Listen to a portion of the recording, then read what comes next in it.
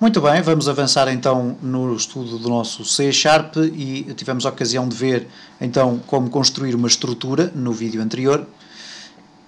Neste vídeo vamos fazer uma introdução àquilo que são os arrays. O que é um array?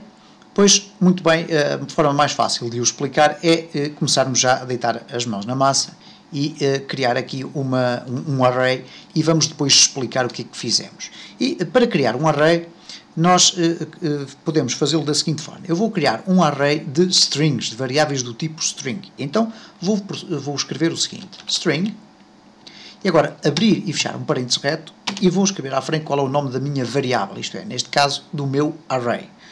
Nomes, igual a new string.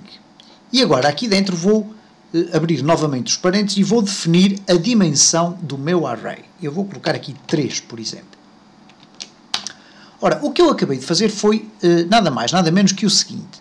Criei uma variável do tipo string, mas introduzindo os parênteses retos, acabei por informar o C# de que estou a tentar criar um array. O array é um conjunto de elementos organizados de acordo com uma determinada sequência. Neste caso, a sequência é definida por um índice, ou uma chave. E nós já vamos ver isso na prática.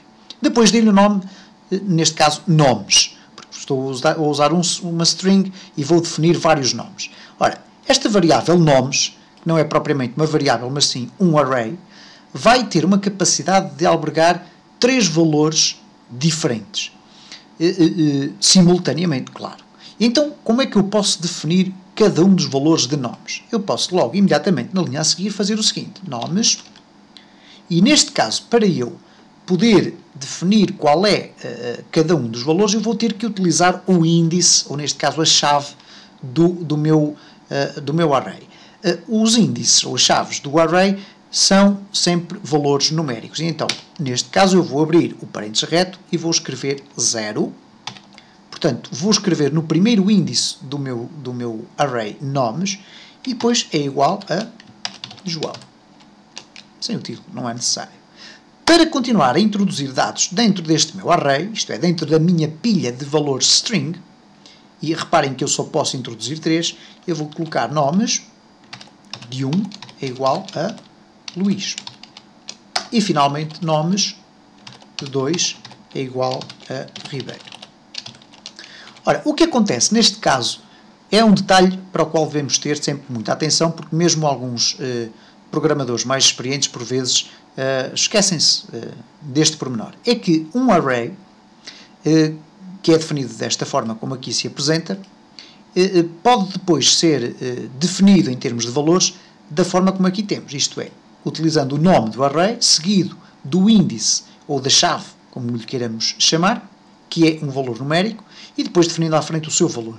Reparem que eu defini uma chave do tipo 0, ou melhor, com o valor 0. Isto porquê? Porque os arrays têm índice de base 0. Começam no 0 e não, por exemplo, no 1. Eu não poderia fazer, por exemplo, isto. 1, 2, 3. E não o posso fazer por uma razão simples. O array vai conseguir absorver estes 2 valores, não irá conseguir absorver o terceiro. Uma vez que, como é de índice 0, o 0 também conta e, portanto, o 0 é o primeiro valor a ser introduzido dentro do meu array. E se eu agora executar este código, como vão poder observar, se eu clicar em executar, não acontece nada e isto quer dizer que o código está a ser executado sem qualquer problema.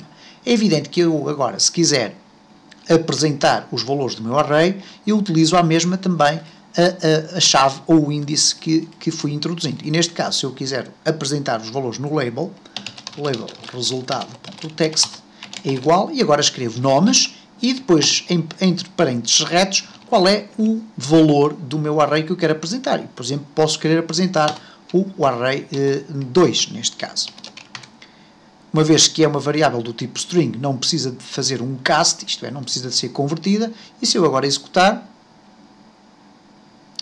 se eu clicar em executar, cá está Ribeiro, que corresponde então ao índice 2 do meu array, e como podem ver, portanto, ele mostra o valor que lhes foi atribuído naquele índice.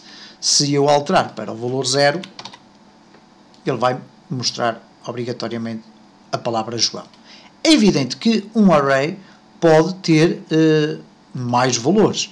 desde que eu os defina aqui, eu posso ter, por exemplo, 3.000 valores. É evidente que depois não vamos estar aqui a definir cada um dos valores, até 3.000, isso seria extremamente fastidioso, mas é o tipo de estrutura que pode muito bem ser conjugada, por exemplo, com ciclos, ou quando estamos a carregar dados a partir de um fecheiro, por exemplo. E isso será o tipo de exercícios, eventualmente, que iremos ter a oportunidade de desenvolver em vídeos futuros, mas por agora ficamos então com esta noção. No próximo vídeo vou mostrar uma forma mais expedita de construirmos um array e definir imediatamente os seus valores. Então até já!